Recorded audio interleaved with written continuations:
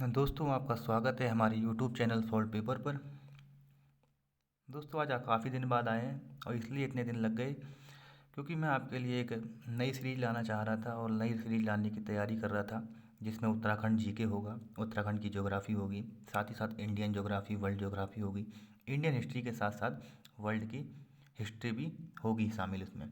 साथ ही साथ आपके लिए संविधान के बारे में भी पढ़ाया जाएगा, कॉन्स्टिट्यूशन के बारे में पढ़ाया जाएगा और साथ ही साथ आईपीसी के बारे में पढ़ेंगे और साथ ही साथ आप करंट अफेयर के बारे में पढ़ेंगे। जो करंट अफेयर है वो क्लास कभी कभी आएगी, महीने में मात्र एक बार क्लास आएगी, पूरे मंथ की एक ही करंट अफेयर की क्लास आएगी। दोस्तों, अगर देर ना करते हुए इसे स्टार्ट करते हैं हम। अगर आपको हमारी वीडियो अच्छी लगती है तो लाइक करें, शेयर करें, सब्सक्राइब करें, ताकि हमारा हौसला बढ़ा रहे और आपके लिए हम अच्छी अच्छी वीडियोज़ लाते रहें। तो दोस्तों, देर ना करते हुए स्टार्ट करते हैं। देखो, इसके बारे में पढ़ते हैं। उत्तराखंड की स्थापना, राजधानी व मंडल के बारे में। उत्तराखंड की स्थापना कब होती है हमारी? उत्तराखंड की स्थापना होती है 9 नवंबर 2000 को। और इसका क्षेत्रफल कितना है हमारा? 53,483 किलोमीटर स्क्वायर। ये ध्यान रखना है हमारा। और एक चीज़ और भी ध्यान रखनी है, जब 9 नवंबर 2000 को उत्तराखंड की स्थापना हुई तो वो कौन से क्रम का राज्य था? कई बार सवाल आता है, तो कौन से क्रम का था? 27वां राज्य। ठीक है ना? कौन सा राज्य बना है हमारा? 27वां राज्य उत्तराखंड हमारा बना है। और उत्तराखंड की राजधानी क्या है हमारी? उत्तराखंड की राजधानी है हमारी देहरादून। अभी हम बेसिक से स्टार्ट कर रहे हैं, आगे हम अच्छे सवाल आएंगे और पूरी अच्छे से पढ़ेंगे, बेसिक से लेके हाई लेवल तक। उत्तराखंड में मंडल हैं हमारे, 2 मंडल होते हैं उत्तराखंड में हमारे। और इसमें कौन कौन से मंडल हैं? कुमाऊं मंडल व गढ़वाल मंडल। अब पढ़ लेते हैं दोनों मंडलों के बारे में, कुमाऊं मंडल में क्या है और गढ़वाल मंडल में क्या है। देखो, कुमाऊं मंडल की बात करते हैं हम। कुमाऊं मंडल में उसका मुख्यालय कहाँ पे? कुमाऊं मंडल का नैनीताल में इसका मुख्यालय है। कहाँ का? कुमाऊं मंडल का। और साथ ही साथ कुमाऊं की स्थापना कब होती है? कुमाऊं की स्थापना होती है, कुमाऊं मंडल की स्थापना सन 1854 ईस्वी में। ठीक है ना? 1854 ईस्वी में क्या होती है? कुमाऊं की स्थापना होती है। उत्तराखंड में कुमाऊं का क्षेत्रफल का प्रतिशत क्या है? क्षेत्रफल का प्रतिशत है 40%। और साथ ही साथ अगर इसका वर्ग किलोमीटर में बात करें तो इसका है 21,393.2 किलोमीटर स्क्वायर। कितना है? 21,393.2 किलोमीटर स्क्वायर क्या है? कुमाऊं का क्षेत्रफल है। ठीक है? और कुमाऊं का क्षेत्रफल में परसेंट में कितना है? 40% उत्तराखंड में। ठीक है, कुमाऊं मंडल में पढ़ते हैं। कुमाऊं मंडल में ज़िले कितने हैं? कुमाऊं मंडल में आते हैं हमारे 6 ज़िले। 6 ज़िले कुमाऊं मंडल में आते हैं, इनके बारे में हमें ध्यान रखना है। अब हम 6 ज़िलों के बारे में जान लेते हैं, वो कौन कौन से ज़िले हैं, उनका क्षेत्रफल कितना है और साथ ही साथ उनमें कितनी विधानसभा सीटें हैं और साथ ही साथ उनकी स्थापना किस सन में हुई या किस वर्ष में हुई। तो पहला हमारा ज़िला है हमारा पहला नैनीताल। नैनीताल की स्थापना होती है हमारी 1891 ईस्वी में, जिसका क्षेत्रफल कितना है हमारा?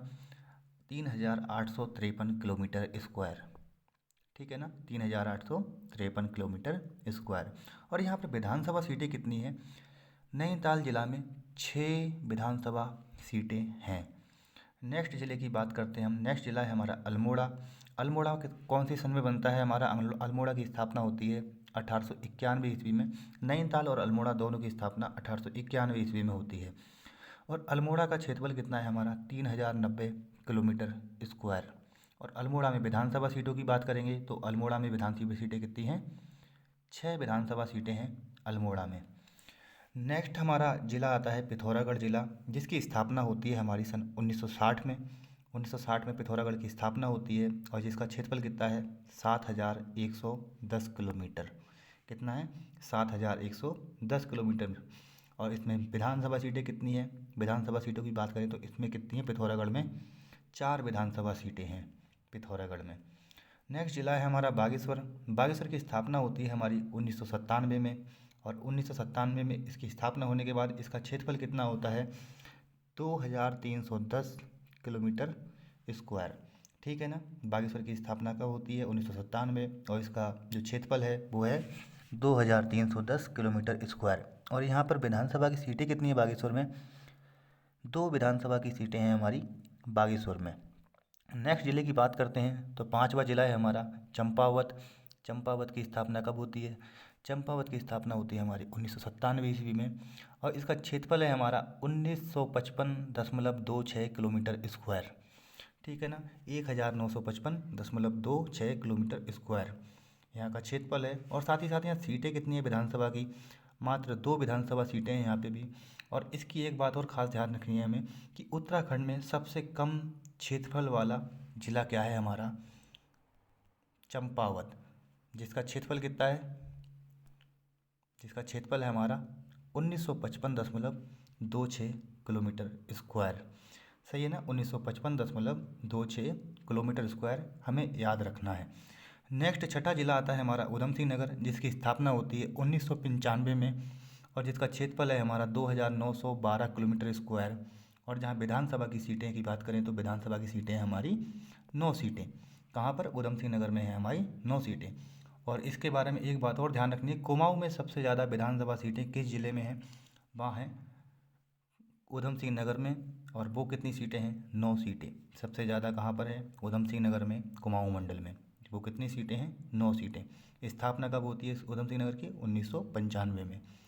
आगे बढ़ते हैं हम गढ़वाल मंडल के बारे में जानते हैं। हमने कुमाऊं के बारे में जान लिया, गढ़वाल मंडल के बारे में अब जानते हैं। गढ़वाल मंडल में आए हम तो गढ़वाल मंडल का मुख्यालय कहाँ है, गढ़वाल मंडल का मुख्यालय है हमारा पौड़ी। ठीक है, गढ़वाल की स्थापना कब होती है, गढ़वाल मंडल की या गढ़वाल की स्थापना होती है सन 1969 ईस्वी में होती है, 1969 ईस्वी में। और उत्तराखंड में गढ़वाल का जो क्षेत्रफल का प्रतिशत है वो कितना है, 60% है। ठीक है, क्योंकि जो कुमाऊं था, कुमाऊं में कितना है, 40%। तो भाई 2 ही मंडल हैं, तो एक में 40 होगा तो दूसरे में 60 होगा। तो यहाँ पे कितना हो गया, 60%। और साथ ही साथ इसका एरिया है जो किलोमीटर स्क्वायर में होगा वो क्या है, 32,089.8 32,089.8 किलोमीटर स्क्वायर। ये हमारा क्या हो जाएगा, गढ़वाल का एरिया हो जाएगा। आगे बढ़ते हैं हम गढ़वाल मंडल में। ज़िले कितने हैं गढ़वाल मंडल में, गढ़वाल मंडल में हमारे कितने पड़ते हैं, 7 ज़िले। इसका मतलब 6 कुमाऊं में, 7 गढ़वाल में, यानी कि टोटल ज़िले कितने हो गए हमारे, 13 ज़िले। ठीक है, गढ़वाल में 7 ज़िले, कुमाऊं में 6 ज़िले। इस बात का हमें ध्यान रखना है। तो गढ़वाल के ज़िलों के बारे में जानते हैं, उनकी स्थापना के बारे में जानते हैं, उनके क्षेत्रफल के बारे में जानते हैं, साथ ही साथ वहाँ पर कितनी विधानसभा सीटें हैं उनके बारे में भी हम जानते हैं। तो देखते हैं पहला क्या है, पहला ज़िला है हमारा देहरादून ज़िला। देहरादून ज़िले की स्थापना कब होती है हमारी, सन 1817 ईस्वी में। और जिसका क्षेत्रफल कितना है हमारा, 3088 किलोमीटर स्क्वायर। कितना है, 3088 किलोमीटर स्क्वायर। और यहाँ पर विधानसभा की सीटें कितनी हैं, विधानसभा की सीटों की बात करें तो यहाँ पर देहरादून में 10 विधानसभा सीटें हैं। नेक्स्ट ज़िले की बात करते हैं हम हरिद्वार ज़िले की, जिसकी स्थापना होती है सन 1988 में या 1988 ईस्वी में। और जहाँ का क्षेत्रफल कितना है, 3090 किलोमीटर स्क्वायर। तो 3090 एक जगह और भी पड़ा था, किसका है, अल्मोड़ा ज़िले का है अभी।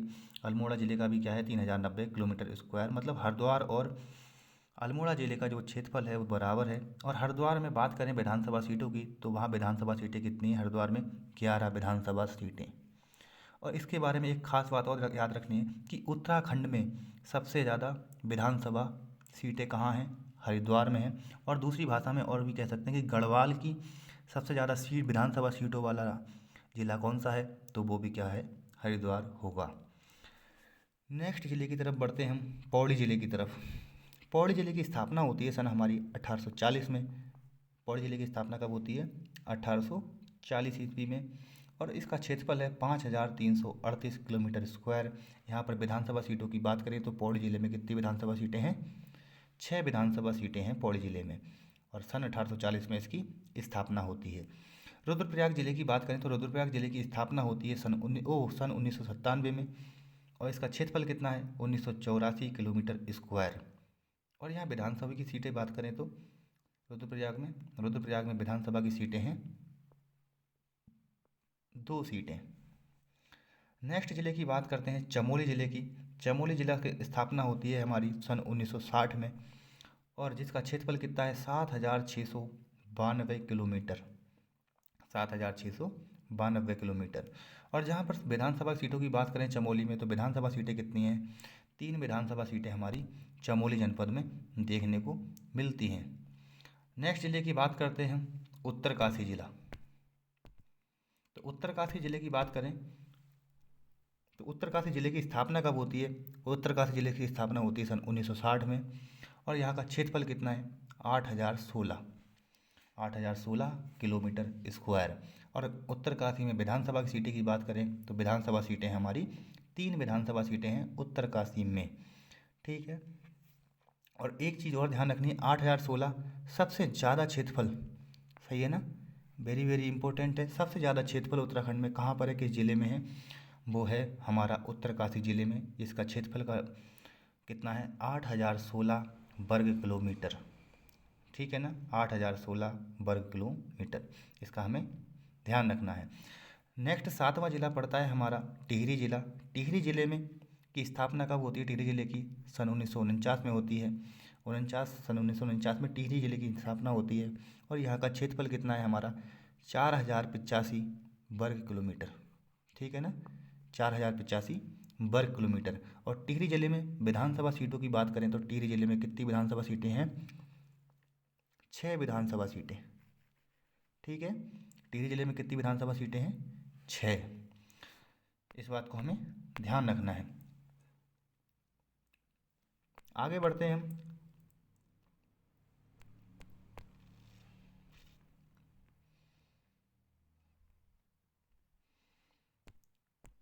पढ़ते हैं हम उत्तराखंड के आकार, क्षेत्रफल, भाषा एवं अन्य महत्वपूर्ण जानकारियों के बारे में। तो क्या है उत्तराखंड का आकार? आकार के बारे में जानेंगे, क्षेत्रफल के बारे में जानेंगे, उत्तराखंड की भाषा के बारे में जानेंगे और अन्य महत्वपूर्ण जानकारियाँ जो हमारे परीक्षा संबंधी होंगी उनके बारे में हम जानेंगे। तो उत्तराखंड का आकार कैसा है हमारा? उत्तराखंड का आकार है आयताकार। इस बात को हमें ध्यान रखना है। उत्तराखंड का क्षेत्रफल 53,483 किलोमीटर स्क्वायर। 3-4 बार बोलेंगे याद हो जाएगा और लगभग शायद आपको याद भी हो। तो उत्तराखंड का क्षेत्रफल कितना है? 53,483 किलोमीटर स्क्वायर। उत्तराखंड का सबसे बड़ा शहर कौन सा है हमारा? उत्तराखंड का सबसे बड़ा शहर है देहरादून। और आधिकारिक भाषा क्या है उत्तराखंड की? आधिकारिक भाषा है हमारी हिंदी भाषा। और द्वितीयक भाषा क्या है हमारी? संस्कृत भाषा, जो अभी हाल में ही बनाई गई थी। आगे बढ़ते हैं हम। उत्तराखंड का पर्वतीय भाग या उत्तराखंड में पर्वतीय भाग कितना है? तो वो कितना है उत्तराखंड में पर्वतीय भाग? 86% उत्तराखंड में पर्वतीय भाग है। और उत्तराखंड का मैदानी भाग कितना होगा? जब 86% पर्वतीय भाग है तो मैदानी होगा सीधे सीधे 14%।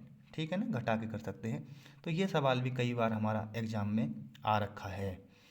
आगे बढ़ते हैं उसमें क्या लिखा है, आगे बढ़ते हैं। उत्तराखंड के भारत के कुल प्रतिशत का, जो उत्तराखंड है वो भारत के क्षेत्रफल के कुल परसेंट का कितना है?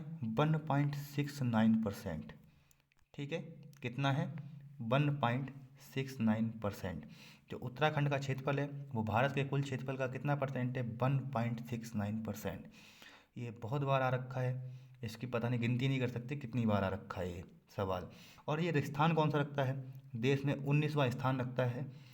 19वां स्थान किस उसमें रखता है मामले में? क्षेत्रफल के मामले में। मतलब क्षेत्रफल के क्रम में कितना नंबर है इसका? 19वां नंबर है। जबकि राज्य बनने के क्रम में 27वां क्रम है। ठीक है, इस बात को हमें ध्यान रखना है। उत्तराखंड की समुद्र तल से ऊंचाई लिखा है, यहाँ पे एक चीज़ और आएगी, क्या? महत्तम ऊंचाई। ठीक है ना, हाईएस्ट ऊंचाई। ठीक है ना, क्या होगी? हाईएस्ट ऊंचाई। ये क्या है हमारी? उच्चतम।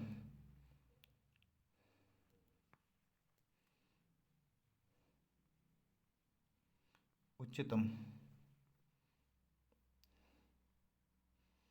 उच्चतम ऊंचाई तो कितनी है? 7,817। आप मुझे कमेंट में बताएंगे किस पर्वत की ऊंचाई है 7,817 मीटर। और जो एमएसएल लिखा है समुद्र तल से ऊंचाई का, उसी को बोलते हैं एमएसएल। एमएसएल का मतलब फुल फॉर्म क्या होती है? Measuring from sea level. Measuring from sea level आपने देखा होगा, अधिकतर ये रेलवे स्टेशनों पे होता है, कहीं कहीं पहाड़ों पर भी लिखा हुआ होता है कि इस जगह की ऊंचाई समुद्र तल से इतनी है। 6,412 किलोमीटर है, 7,313 किलोमीटर है, या 2332 किलोमीटर है, इस तरीके से लिखी रखती है 2332 MSL। ठीक है ना। तो वो क्या होती है, समुद्र तल से उस स्थल की ऊंचाई होती है, उस जगह की ऊंचाई होती है। इस बात को हमें ध्यान रखना है। 7817 मीटर किस पर्वत की ऊंचाई है, ये मेरे को आप कमेंट में बताएंगे। ठीक है, ये उत्तराखंड की क्या है, महत्तम ऊंचाई है। आगे बढ़ते हैं हम उत्तराखंड की लोकसभा, राज्यसभा एवं विधानसभा के बारे में जानते हैं। तो उत्तराखंड की लोकसभा, विधानसभा, राज्यसभा के बारे में जानेंगे तो उसको पहले पढ़ते हैं। उत्तराखंड की विधानसभा की कुल सीटें कितनी हैं, 70+1 एंग्लो इंडियन। ठीक है ना। वैसे कितनी है, 70+1 एंग्लो इंडियन। अगर सवाल में, अगर क्वेश्चन में जो क्वेश्चन आता है उसमें अगर ऑप्शन में 70+1 लिखा हो तो वो वाला ठीक होगा, अन्यथा अगर 70 लिखा है और 70+1 कहीं भी नहीं है तो वो वाला आंसर गलत हो जाएगा। ठीक है ना। अगर 70 और 70+1 दोनों है तो आंसर कौन सा ठीक होगा, 70+1 वाला ठीक होगा। इस बात का हमें ध्यान रखना है। नहीं तो हम 70, अगर खाली 70 भी दिख रहा है कहीं ऑप्शन में तो 70 लगा सकते हैं।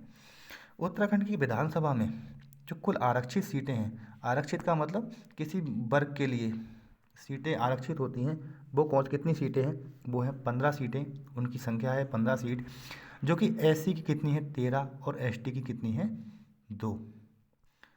एससी मतलब शेड्यूल कास्ट, मतलब अनुसूचित जाति, और एसटी मतलब शेड्यूल ट्राइब, अनुसूचित जनजाति। ठीक है ना। अनुसूचित जाति की कितनी है 13, अनुसूचित जनजाति की कितनी है 2 सीटें, जो कि 15 क्या है हमारी टोटल, 15 रिजर्व्ड है एससी और एसटी के लिए। एससी के लिए 13, एसटी के लिए 2। इन सीटों के बारे में भी हम आगे जानेंगे, कौन सी 13 हैं और कौन सी 2 हैं जो आरक्षित हैं। उत्तराखंड में लोकसभा की कुल सीटें कितनी हैं, उत्तराखंड में लोकसभा की सीटें हैं 5 लोकसभा की सीटें हैं हमारी उत्तराखंड में, जिनका नाम है अल्मोड़ा, नैनीताल, पौड़ी गढ़वाल, हरिद्वार, टिहरी गढ़वाल। ठीक है ना। क्या है, अल्मोड़ा, नैनीताल, पौड़ी गढ़वाल, हरिद्वार, टिहरी गढ़वाल। तो अल्मोड़ा और नैनीताल कहाँ हैं, कुमाऊँ में है।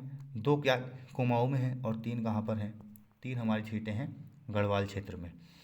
तो लोकसभा में आरक्षित सीट कितनी है, 1 सीट है हमारी, वो भी कहाँ के लिए है, अल्मोड़ा के लिए। और कौन सी जाति के लिए है, हम्म? कौन सी जाति के लिए है, एससी जाति के लिए है। ठीक है ना। जो अल्मोड़ा की जो लोकसभा सीट है वो कौन सी जाति के लिए आरक्षित है, एससी जाति के लिए। उत्तराखंड राज्यसभा की सीटें या उत्तराखंड में राज्यसभा की सीटें, उत्तराखंड में राज्यसभा की सीटों की संख्या कितनी है, 3 है। जो हमें ध्यान रखना है, उत्तराखंड में राज्यसभा की सीटें कितनी हैं, 3 हैं।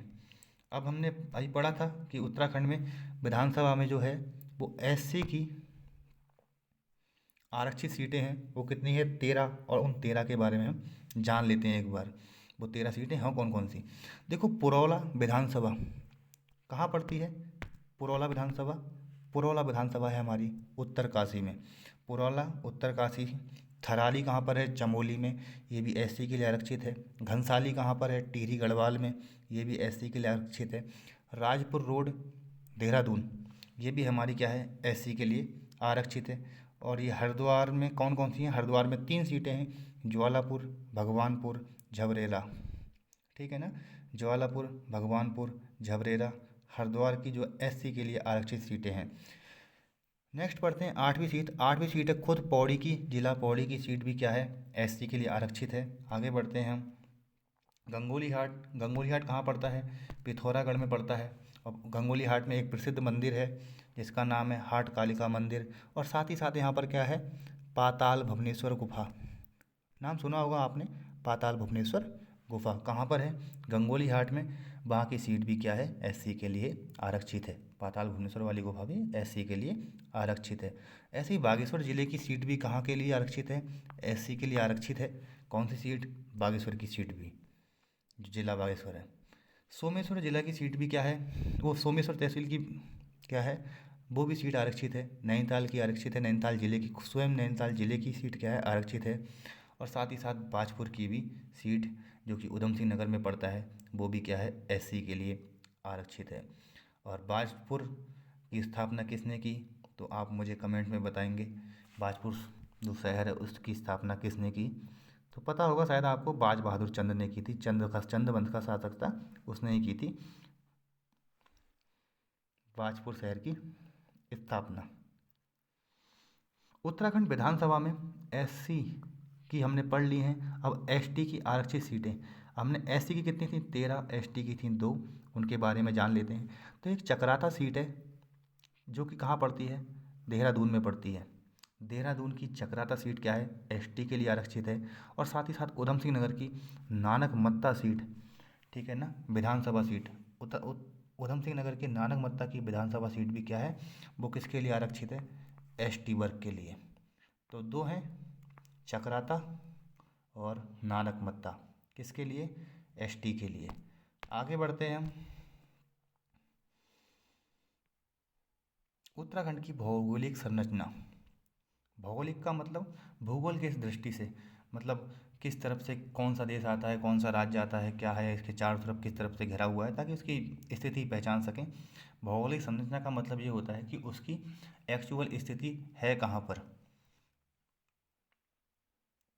तो उत्तराखंड की भौगोलिक संरचना, इसके बारे में पढ़ते हैं।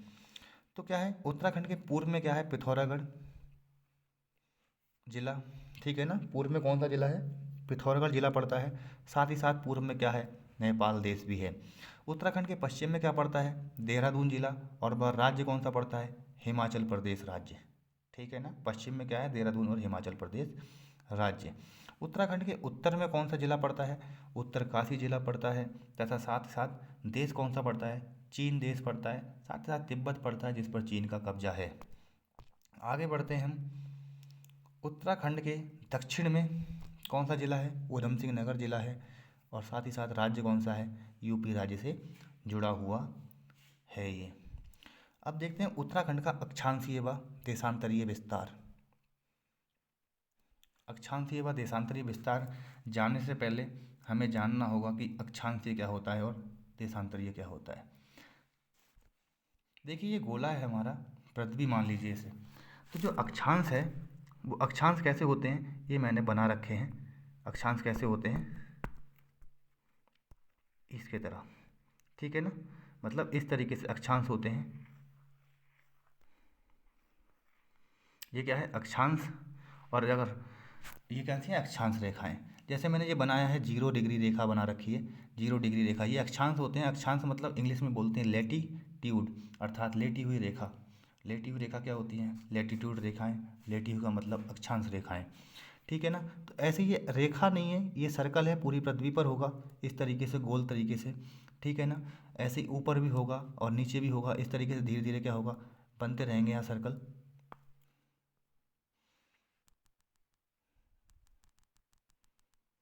नीचे क्या होगा, इस तरीके से बना होगा, फिर ऐसे ही नीचे भी आता रहेगा और इस तरीके से भी आता रहेगा। ये क्या है, हमारे अक्षांश वृत्त होते हैं, ठीक है।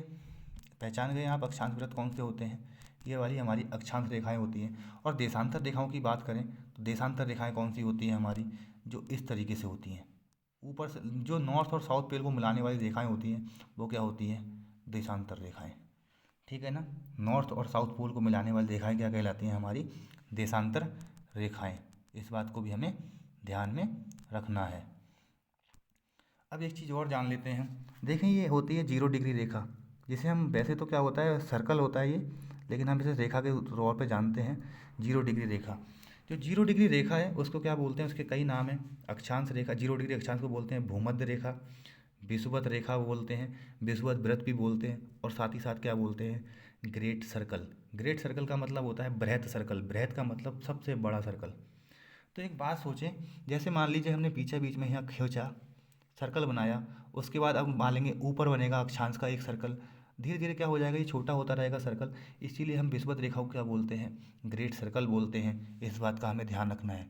विषुवत रेखा का नाम क्या है, एक ग्रेट सर्कल नाम है। इस बात को समझ गए कैसे, क्योंकि देखो, अगर ये वाला होगा सर्कल, ये सबसे बड़ा सर्कल होगा, उसके बाद अगर यहाँ खींचेंगे, ऊपर खींचेंगे, तो धीरे धीरे ऊपर नीचे जाते हुए क्या हो जाएगा, सर्कल का साइज छोटा होता रहेगा। तो सबसे बड़ा सर्कल कौन सा होगा, 0 डिग्री रेखा वाला या भूमध्य रेखा वाला सर्कल सबसे ज़्यादा बड़ा होगा, उसको ही क्या बोलते हैं, अन्य नाम है उसका ग्रेट सर्कल। कई बार सवाल आया है ग्रेट सर्कल के बारे में। ऐसे अब देशांतर रेखा की बात करते हैं। देशांतर रेखा मैंने अभी बताया था आपको, नॉर्थ पोल से लेके साउथ पोल तक जो खींची गई रेखाएं होती हैं वो क्या कहलाती हैं, वो क्या कहलाती हैं, देशांतर रेखाएं। ठीक है ना। नॉर्थ पोल से मतलब उत्तरी ध्रुव से लेके दक्षिणी ध्रुव को मिलाने वाली रेखाएं क्या कहलाती हैं, क्या कहलाती हैं, देशांतर रेखाएं। इस बात को हमें ध्यान रखना है। और एक बात का और ध्यान रखना है, जो 0 डिग्री देशांतर रेखा होती है उसको क्या कहते हैं, अंतर्राष्ट्रीय तिथि रेखा। अंतर्राष्ट्रीय तिथि रेखा कौन सी होती है, 0 डिग्री देशांतर रेखा।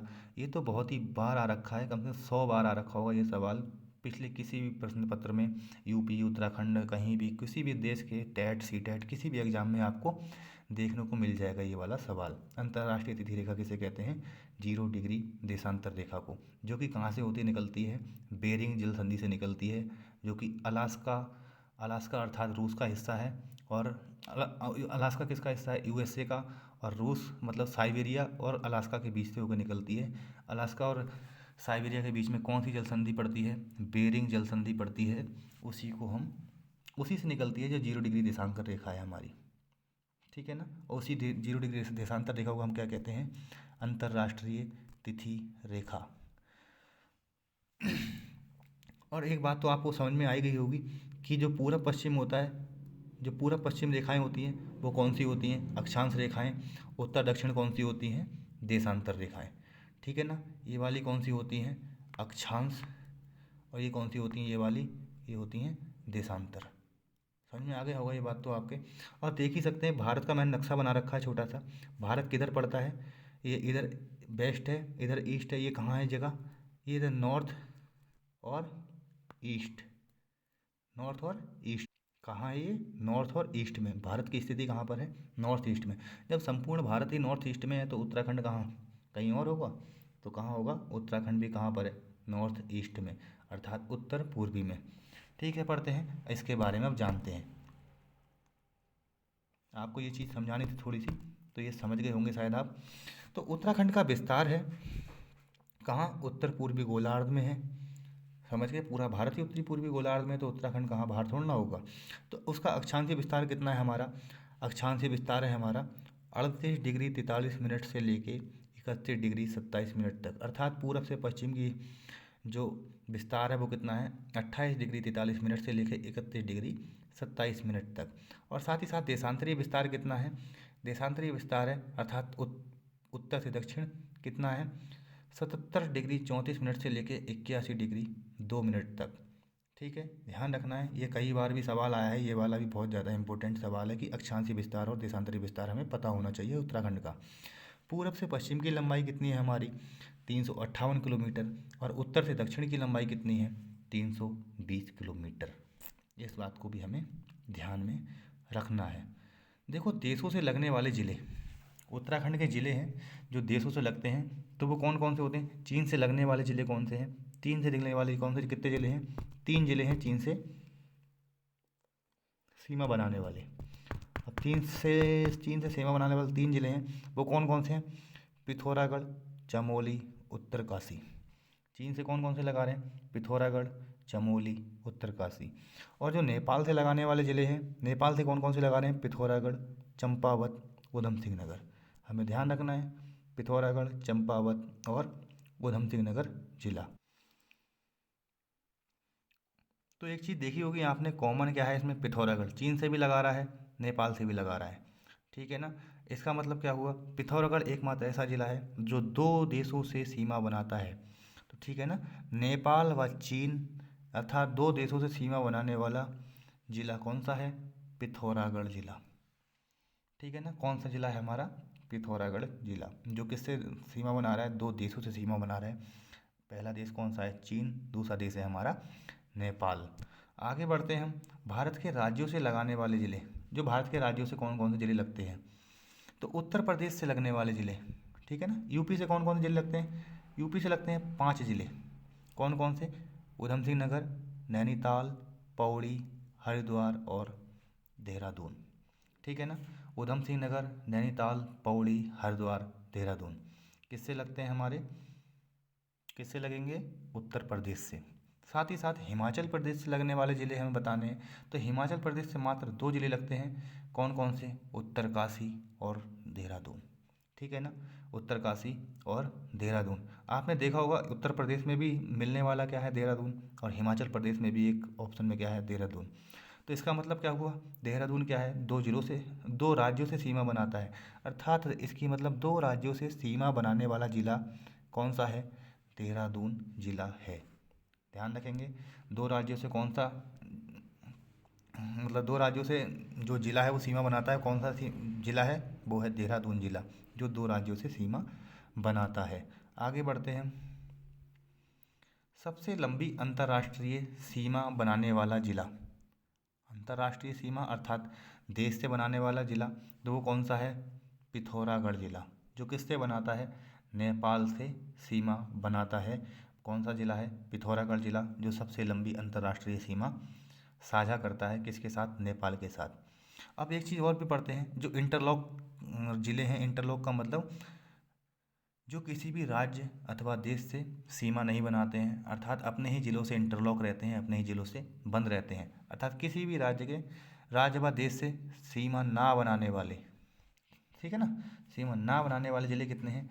वो हैं हमारे 4 ज़िले। कौन कौन से? बागेश्वर, टिहरी, रुद्रप्रयाग और अल्मोड़ा। कौन से ज़िले हैं? 4, जो सीमा नहीं बनाते हैं किसी भी राज्य या देश से।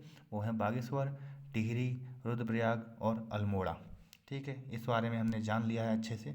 आगे बढ़ते हैं। उत्तराखंड में तहसील, ज़िले और नगर निगम। उत्तराखंड में ज़िले तो हमें पता ही हैं कितने हैं, 13 ज़िले हैं। मंडल कितने हैं? 2, 6 ज़िले कुमाऊँ मंडल में और 7 ज़िले गढ़वाल मंडल में। इस बात का हमें ध्यान रखना है। उत्तराखंड में तहसील कितनी है? 110 तहसीलें हैं उत्तराखंड में। तहसीलों की संख्या कितनी है? 110। उत्तराखंड में नगर निगम कितने हैं? 9 नगर निगम। और 9वां क्या है? श्रीनगर है, जो कि नवनिर्मित है। सबसे ज़्यादा नवनिर्मित मतलब सबसे ज़्यादा नया नगर निगम कौन सा है? श्रीनगर नगर निगम। और नगर निगमों के बारे में हम जान लेते हैं एक बार, कि वो कौन कौन से नगर निगम हैं। बाई चांस अगर चुनने को आ जाए और सवाल आ जाए कि इनमें से कौन सा नगर निगम नहीं है, तो हमें पता होना चाहिए कि नगर निगम हैं कौन कौन से। तो उनके बारे में हम पढ़ लेते हैं एक बार। तो नगर निगम कौन कौन से हैं हमारे? देखो, देहरादून नगर निगम, ठीक है, देहरादून नगर निगम है हमारा। दूसरा कौन सा है? हल्द्वानी नगर निगम। हल्द्वानी कहाँ पड़ता है? नैनीताल जिला में। रुद्रपुर नगर निगम, रुद्रपुर कहाँ पड़ता है? उधम सिंह नगर में। हरिद्वार नगर निगम, हरिद्वार जिला है खुद ही। काशीपुर नगर निगम, ये भी कहाँ पड़ता है? उधम सिंह नगर जिले में। रुड़की नगर निगम, ऋषिकेश नगर निगम, कोटद्वार नगर निगम और श्रीनगर नगर निगम। ये अभी जल्दी में ही बना है, श्रीनगर नगर निगम। अब ये सब मिला के कितने हो गए? 9 नगर निगम हो गए हमारे उत्तराखंड में टोटल। इस बात को हमें ध्यान रखना है बहुत ज़्यादा। देखो, मैंने उत्तराखंड का ऐसे ही झूठा मूठा नक्शा बना रखा है हाथ से ही। अच्छा नहीं बना होगा, मुझे ढंग से पता है कि अच्छा नहीं बना होगा, ऐसे ही बना होगा, क्योंकि पता नहीं है ना, मेरे को सही से बनाना नहीं आता नक्शा वक्शा। तो आगे बढ़ते हैं हम। तो देखो, एक बात का ध्यान रखना है, मैंने ये लिखा है यहाँ पे 11वां राज्य कौन सा? हिमालय राज्य, वो भी उत्तराखंड। 11वां राज्य है कौन? उत्तराखंड। तो इसके बारे में ध्यान रखना है, कौन सा नंबर का राज्य है? 11वां हिमालय राज्य है उत्तराखंड। कौन सा है? 11वां। तो इसका मतलब पहले 10 हिमालय राज्य होंगे, इससे पहले बन रखे होंगे, तो उनके बारे में भी हम पढ़ लेते हैं कौन कौन से हिमालय राज्य हैं। 11वां कौन सा है? उत्तराखंड है हमारा, हिमालय राज्य में आता है।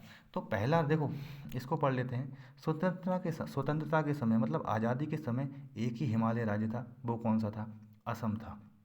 ठीक है ना। अब कितने राज्य हैं? 12 हिमालय राज्य हैं। और वो कौन सा है 12वां? लद्दाख, जो कि अभी 2019 में नवनिर्मित हुआ है जम्मू कश्मीर पुनर्गठन आयोग के द्वारा।